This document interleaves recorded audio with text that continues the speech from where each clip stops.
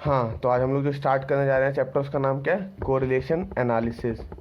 ठीक है, exam weightage wise बता दें तो ये 6 to 8 मार्क्स का आता है। ठीक है, ईजी सा टॉपिक है। अगर आपने पीछे के टॉपिक कर लिए तो ये टॉपिक जो है बहुत ईजी जाने वाला है आपके लिए। क्लियर है? कोरिलेशन होता क्या है? तो बोला जाता है कोरिलेशन के लिए सिंपल सा मीनिंग बता रहा है वो। कोरिलेशन का मतलब कि रिलेशनशिप बिटवीन टू वेरिएबल। क्या है? Relationship between two variable. Clear है? दो वेरिएबल के बीच की रिलेशनशिप क्या होगी? कोरिलेशन कहलाती है। तो हम क्या बोलते हैं, अगर हमें निकालना हो correlation X and Y, clear है, तो हम कैसे निकालेंगे? इसके लिए कुछ फॉर्मूले हैं। फॉर्मूले से पहले क्या है, कुछ मेथड भी होंगे, जाहिर सी बात है, फॉर्मूले तो मेथड होंगे ही होंगे। तो बोलता है इसके 3 मेथड्स हैं कोरिलेशन फाइंड आउट करने के। तो पहला मेथड है वो है स्कैटर डायग्राम मेथड। क्या है? Scatter diagram method. क्लियर है? एंड जो हमारा दूसरा मेथड है उसका नाम है कार्ल पियर्सन कोरिलेशन कोफिशिएंट।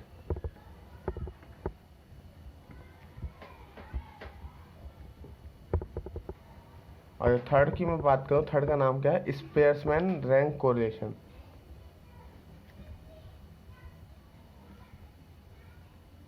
ठीक है, ये जो है हमें 3 मेथड पढ़ने हैं। अब 3 मेथड के लिए बोलता है वो कि सबसे ज़्यादा इंपॉर्टेंट कौन सा है। तो मैं बात करूँ स्कैटर डायग्राम की, इसका न्यूमेरिकल क्वेश्चन कभी नहीं आता। मतलब ये किसके लिए इंपॉर्टेंट है? ये थियरी के लिए इंपॉर्टेंट है। अब जाहिर सी बात है थियरी है ये, तो हम लोग इसको लास्ट में कवर करने वाले हैं। दूसरा कौन सा है? Karl Pearson correlation method. ये जो मेथड है ये सबसे ज़्यादा इंपॉर्टेंट मेथड है। एग्जाम में अगर 6 बार क्वेश्चन आता है तो 5 बार इसी के ऊपर बेस्ड होता है। तो ये मोस्ट इंपॉर्टेंट है ये टॉपिक, इसमें हम लोग सबसे ज़्यादा टाइम देने वाले हैं। और जो स्पेयर्समैन रैंक कोरिलेशन है, ईजी सा टॉपिक है ये, कभी कभी पूछ लेता है वो। क्लियर है? बहुत वेरी इजी है ये समझ लो कि आप इजीली इसको निपटा लोगे। क्लियर है? और सिंपल भी एग्जाम में कभी कभी पूछ भी लेता है। 3 मेथड पढ़ने हैं। ठीक है, तो वो इन चीज़ों को स्टार्ट करेंगे। इन चीज़ों को स्टार्ट करने से पहले ना कोरिलेशन के कुछ एग्जाम्पल लिख दो। जैसे रिलेशनशिप बिटवीन, एग्जाम्पल दे दूँ मैं कोरिलेशन के, तो क्या क्या है? रिलेशनशिप बिटवीन, ये BW stand for between height and weight. इसके स्पेलिंग को ठीक कर लेना, हाइट एंड वेट। क्लियर है? या फिर बोलते हैं रिलेशनशिप बिटवीन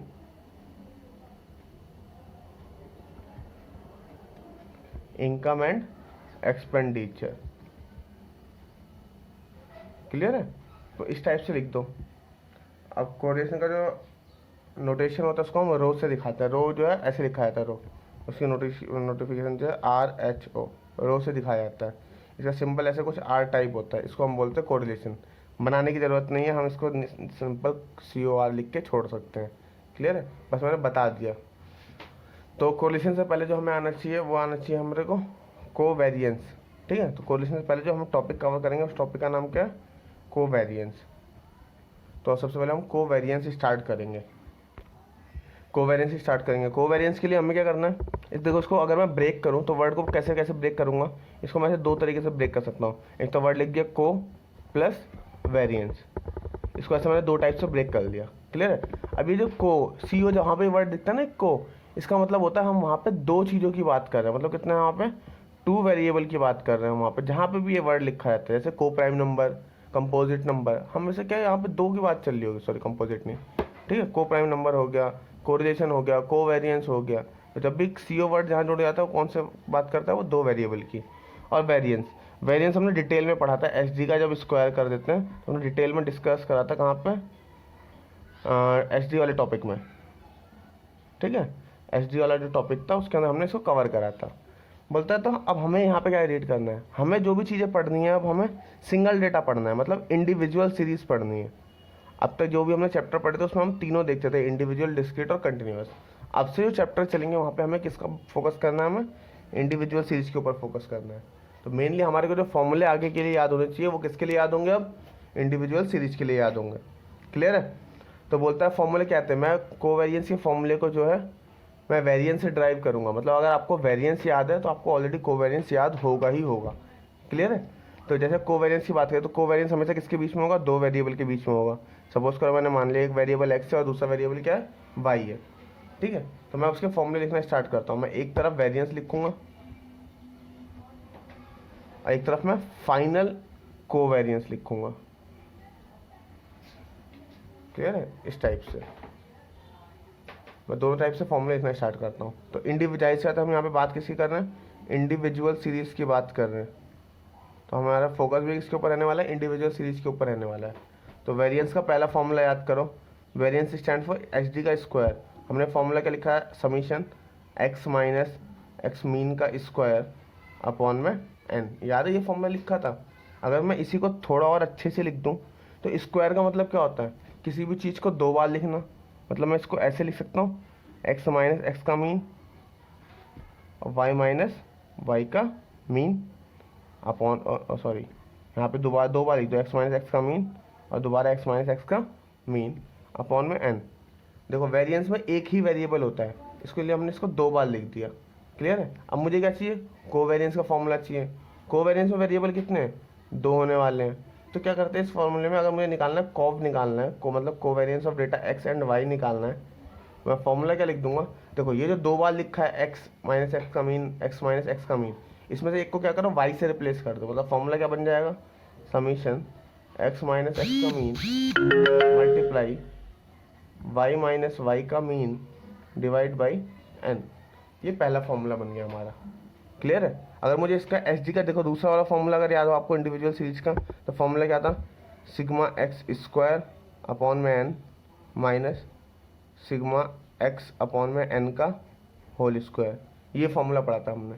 अगर मैं इसी फॉर्मूले को ब्रेक करूं अपने तरीके से तो क्या हो जाएगा, स्क्वायर का मतलब किसी भी चीज़ को दो बार लिखना, मतलब एक्स इंटू एक्स।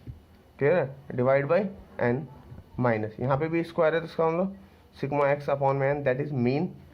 याद आ रहा है यहाँ पे सिग्मा वाई अपॉन में N, this is also a mean. Clear है? तो मतलब अगर मेरे को कोवेरियंस का फॉर्मूला लिखना है तो कोवेरियंस में अब मेरे पास दो डेटा आ जाएंगे।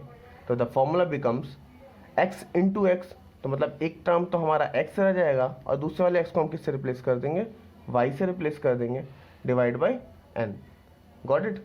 माइनस सिग्मा एक्स अपॉन में एन को ऐसे ही रहने दो, और साथ वाला जो टर्म है दूसरा वाला, इसको देखो बार बार मैं ब्रेक कर दूँ, स्क्वायर है तो इसको दो बार लिख देना।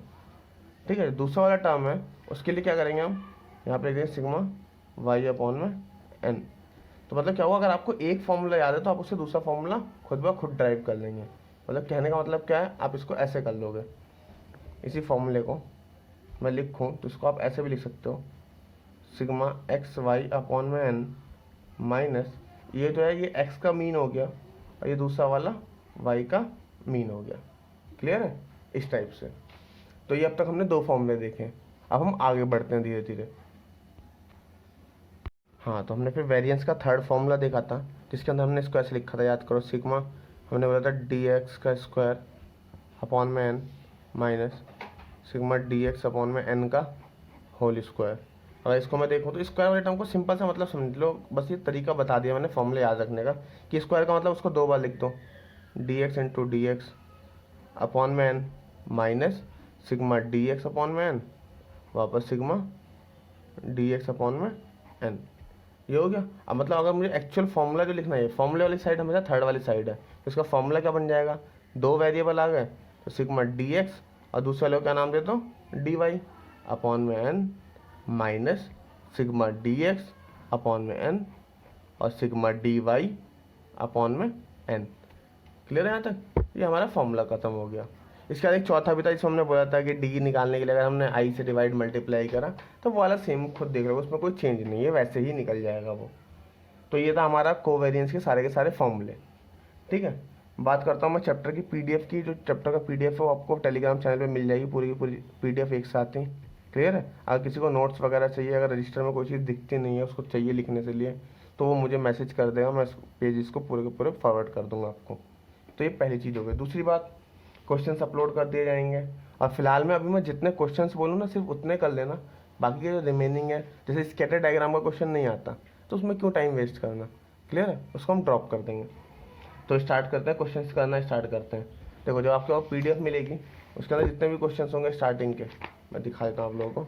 ये जितने भी क्वेश्चन हैं, ये स्कैटर डायग्राम, इसकी प्रॉपर्टीज जो भी है, थ्योरी क्वेश्चन जितने भी हैं, इन सबको आप इग्नोर कर दें। लास्ट में मैं ये सारी चीज़ें कंक्लूड कर लूँगा। दूसरा, फिर यहाँ पे क्वेश्चन क्या बोला, ड्रॉ स्कैटर डायग्राम, ठीक है, स्कैटर डायग्राम इंडिकेट करो, ये सारी चीज़ें ये एग्जाम में नहीं पूछा जाता, तो हम इन क्वेश्चंस को ड्रॉप कर रहे हैं। फिलहाल हमने ज़्यादा फोकस किस पे करा है, कोवेरिएंस निकालने पे करा है। तो आज हम लोग भी क्या निकालेंगे, सिर्फ कोवेरिएंस निकालना स्टार्ट करेंगे। क्लियर है? मैं स्टार्ट कर रहा हूँ क्वेश्चन नंबर 12 के लिए। क्वेश्चन नंबर 12 में क्या बोला है, find the covariance between X and Y of the data. Covariance निकालना है, एक्स दिया हुआ है हमें और वाई दिया हुआ है, अब सिंपल कोवेरिएंस निकालना है। ठीक है, तो हम 1 बाय 1 करना है, इसको स्टार्ट करते हैं। हाँ, तो इसमें कोवेरिएंस फाइंड आउट करना है। कोवेरिएंस के लिए हम क्या करेंगे, सबसे पहले इनका टोटल कर लो, इनका मीन फाइंड आउट कर लो। तो सिग्मा एक्स कितना आ जाएगा, इन सबका टोटल करूँ मैं, 64 + 65 + 66 + 67 + 68 + 69 + 70, ये हो जाएगा 469। ऐसे में वाई वाले कॉलम का टोटल करूँ, दैट इज सिग्मा वाई बराबर कितना हो जाएगा, इन सबको ऐड कर लो, 66 + 67 + 65 + 68 + 70 + 68 + 72, 476 आ रहा है। ये दो कॉलम बन गए। अब मैंने इसका मीन निकाला, मीन निकालूंगा अगर मैं एक्स का मीन, तो कितना आ जाएगा, एक्स का मीन कितना आ जाएगा, सिग्मा एक्स अपॉन में एन, यही तो फॉर्मूला हमने पढ़ा था। तो सिग्मा एक्स कितना है हमारे पास, 469 डिवाइड बाई एन, एन कितने हैं टोटल, 7 नंबर्स हैं, तो डिवाइड बाई 7 कर लो, 469 डिवाइड बाई 7, ये कितना हो जाएगा 67। ऐसे वाई का मीन निकाल दो, वाई का मीन निकालेंगे तो कितना हो जाएगा वाई का मीन, सिग्मा वाई अपॉन में एन, दैट इज 476 अपॉन में 7। तो हम इसको डिवाइड कर देंगे, कितना आ जाएगा, 476 डिवाइड बाई 7 करोगे तो 68। क्लियर है? यहाँ पे क्या आ गया, एक्स का मीन आ गया और वाई का मीन आ गया। अब इसको करने के बहुत सारे तरीके हैं। सबसे पहले मैं पहला वाला फॉर्मूला यूज़ करता हूँ। पहला वाला फॉर्मूला क्या था, याद करो, कोवेरिएंस निकालने का अपने पहला फॉर्मूला क्या देखा था, covariance of data X and Y is equals to sigma X minus X bar Y minus Y bar, Y bar stand for mean, divide by N, यही तो फॉर्मूला था। अच्छा देखना, बहुत सी बुक में ना ये ऐसे भी लिखा रहता है, वो बोलता है कि इसी फॉर्मूले को आप ऐसे भी लिख सकते हो, सिग्मा एक्स वाई अपॉन में एन, ऐसे छोटा करके भी लिख सकते हो, सिग्मा एक्स वाई अपॉन में एन। क्लियर है? वो लोग बस क्या बोल देते हैं, वेयर, वो बताते हैं एक्स का मतलब है एक्स माइनस एक्स का मीन, वाई का मतलब है वाई माइनस वाई का मीन, इस तरीके से लिख के बताते हैं वो। तो हमें कंफ्यूज नहीं होना, चाहे ये लिख दो या ये लिख दो, बात एक ही है दोनों की। क्लियर है? उसने बता दिया लास्ट में कि इसको ऐसे निकालना है। Got it? तो मैं इस वाले फॉर्मूले से अभी ट्राई करता हूँ, इसके बाद हम बाकी क्वेश्चन होंगे उसमें अदर अदर फॉर्मूले यूज़ कर लेंगे। तो यहाँ पे मैंने एक कॉलम बनाया एक्स माइनस एक्स के मीन का। ठीक है, कितना आ जाएगा देखना, 64 में से 67 घटाओगे कितना है, माइनस का 3, 65 में 67 घटाओगे माइनस का 2, देन आफ्टर -1, 67 में से 67 जाएगा 0 1 2 3, ये निकल गया हमारा एक्स माइनस एक्स का मीन। इसको बहुत से लोग क्या बोलते हैं, स्मॉल एक्स भी बोल देते हैं। क्लियर है? ऐसे एक कॉलम बनाएंगे हम वाई माइनस वाई का मीन, इसको लोग क्या बोलते हैं, स्मॉल वाई से भी डिनोट कर देते हैं। तो बनाओगे 67, 67 में से वाई का मीन कितना, 68 घटाओगे, सॉरी 66 में 68 घटाएंगे तो माइनस का 2, 67 में 68 जाएगा माइनस का 1, देन आफ्टर माइनस का 3 0 2, फिर अगेन 0 और फिर इसके बाद 4, यहाँ तक की सारी चीज़ आ गई। अब एक कॉलम बना लो, स्मॉल एक्स इंटू वाई, या फिर जिसको हम शॉर्ट में क्या बोलते हैं, एक्स माइनस एक्स का mean multiply Y minus Y का मीन, इन दोनों कॉलम की मल्टीप्लाई कर लो, कितना आ जाएगा ये आ जाएगा 3 इंटू 2 कितना आ जाएगा 6। क्लियर है? 2 इंटू 1 2, देन आफ्टर 3 0 2 0 12, इन सबका टोटल कर लो, टोटल करके कितना आ जाएगा, 8 3 11 12 13 25 आ जाएगा। सिग्मा स्मॉल एक्स वाई दिखा 25। अब समझ में तो आ गया होगा, चाहे स्मॉल एक्स वाई बोल दो या बोल दो एक्स माइनस एक्स का mean, sorry X minus X का mean into Y minus Y का मीन, इनका टोटल, ये एक ही बात है, इस पूरे कॉलम का मतलब एक ही है। क्लियर? आप कुछ भी यूज़ कर सकते हो। अच्छा, अब क्वेश्चन ने हमसे क्या मांगा था, क्वेश्चन ने तो हमसे बोला था मैं यही पार्ट को सॉल्व कर देना, आप नीचे कर देना।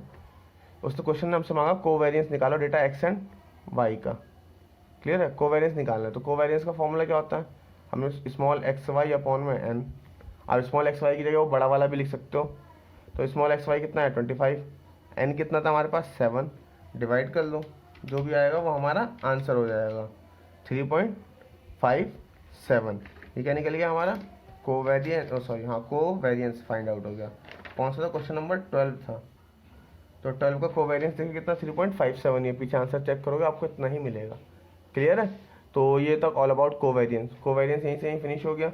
इजी सा है, देखो फॉर्मूले बस आपको याद है फॉर्मूला कौन सा रखना है, कॉलम्स उसके अकॉर्डिंग बना लो एंड दैट्स इट, खत्म क्वेश्चन। क्लियर है। मैं इसको एक बार शॉर्ट में दिखा देता हूँ आपको, दोबारा से चेक कर लेते हैं। सबसे पहले मेरे पास डेटा एक्स और वाई दिया हुआ था, मैंने क्या निकाला, दोनों का मीन निकाला। मीन निकालने का एक कॉलम बनाया एक्स माइनस एक्स बार, जिसको नोटेशन दे दी छोटे एक्स से। इसके बाद वाई माइनस वाई बार का कॉलम बनाया, उसको छोटे वाई से दिखा दिया। इनकी मल्टीप्लाई करी दोनों कॉलम्स की, जो भी टोटल आया उसको फॉर्मूले में पुट कर दिया। यहीं कहीं क्वेश्चन जो है हमारा खत्म हो गया। क्लियर है। तो ये था हमारा कोवेरियंस का पहला क्वेश्चन। अब नेक्स्ट क्वेश्चन की तरफ चलते हैं। हाँ, तो फिलहाल के लिए ये पार्ट 1 होगा कोवेरियंस का, इसको हमने डिटेल में देखा। पार्ट 2 के अंदर भी हम फॉर्मूले को डिस्कस करेंगे। तो अभी हमें क्या चाहिए, अभी आप लोग क्या करोगे, क्वेश्चन नंबर 11 करोगे, क्वेश्चन नंबर 12 दोबारा से करोगे, क्वेश्चन नंबर 13 करोगे और क्वेश्चन नंबर 14 करोगे। क्लियर है। इन चारों क्वेश्चंस को आपको करना है होमवर्क के अंदर। क्लियर है। 4 क्वेश्चन होमवर्क में, बाकी क्वेश्चंस के लिए हम नेक्स्ट पार्ट में मिलते हैं। ठीक है। Thank you.